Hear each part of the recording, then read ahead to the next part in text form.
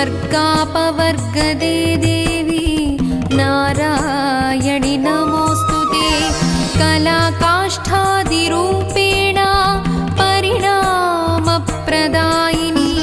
विश्वस्योपरतौ शक्ते नारायणि नमोऽस्तुते। सर्वमङ्गलमाङ्गल्ये शिवे सर्वार्थसाधिके शरण्ये त्र्यम्बिके देवी नारायणि नमोऽस्तुते।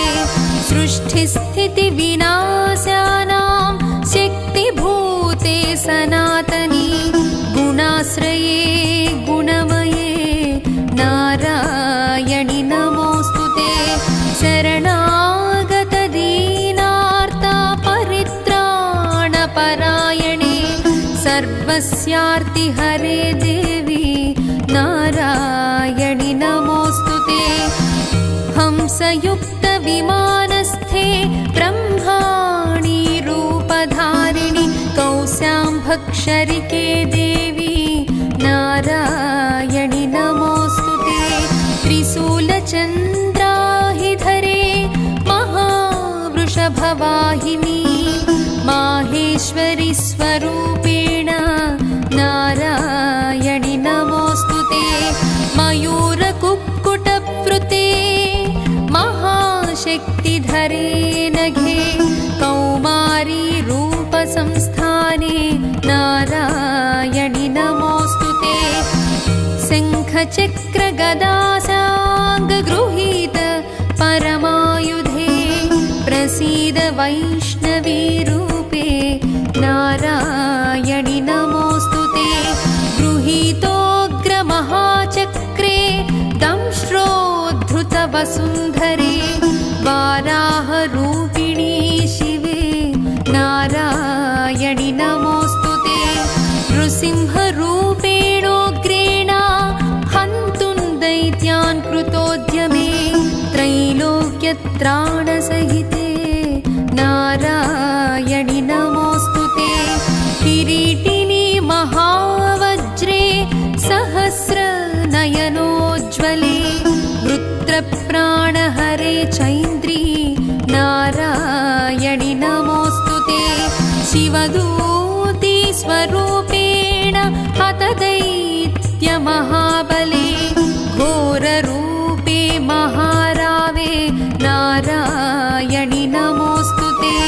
दंष्ट्राकराळवदने शिरोमाला विभूषणे चामुण्डे मुण्डमधने नारायणि नमोऽस्तुते।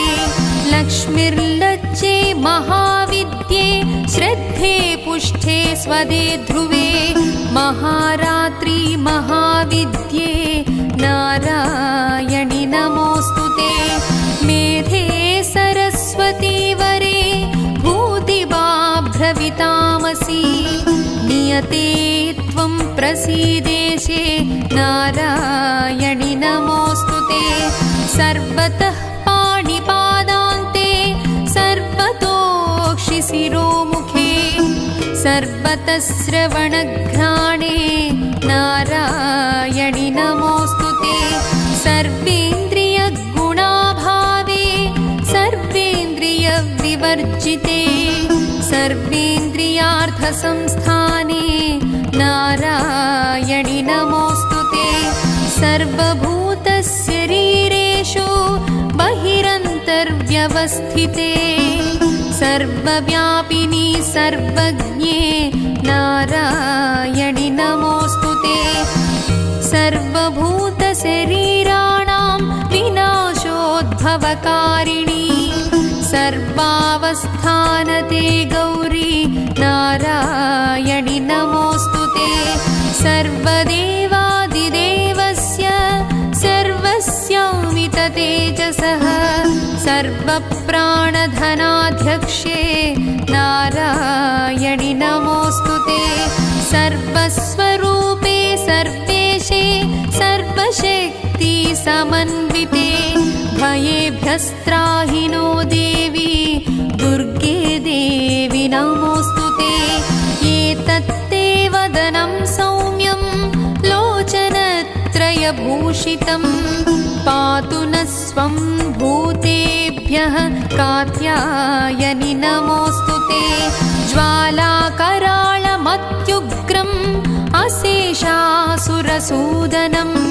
त्रिशूलं पातु नो भीतेर्भद्रकाली नमोऽस्तु ते हिनस्ति दैत्यतेजांसि स्वनेनापूर्यया जगत् सा घण्टा पातु नो देवी पापेभ्यो नः सुतानि वा असुरासृग्वसा पङ्कचर्चितस्ते करोज्ज्वलः शुभाय खड्गो भवतु चण्डिके त्वां नता वयं प्रणतानां प्रसीदत्वं देवी विश्वार्तिहारिणी त्रैलोक्यवासिनामीड्ये लोकानां वरदा भव।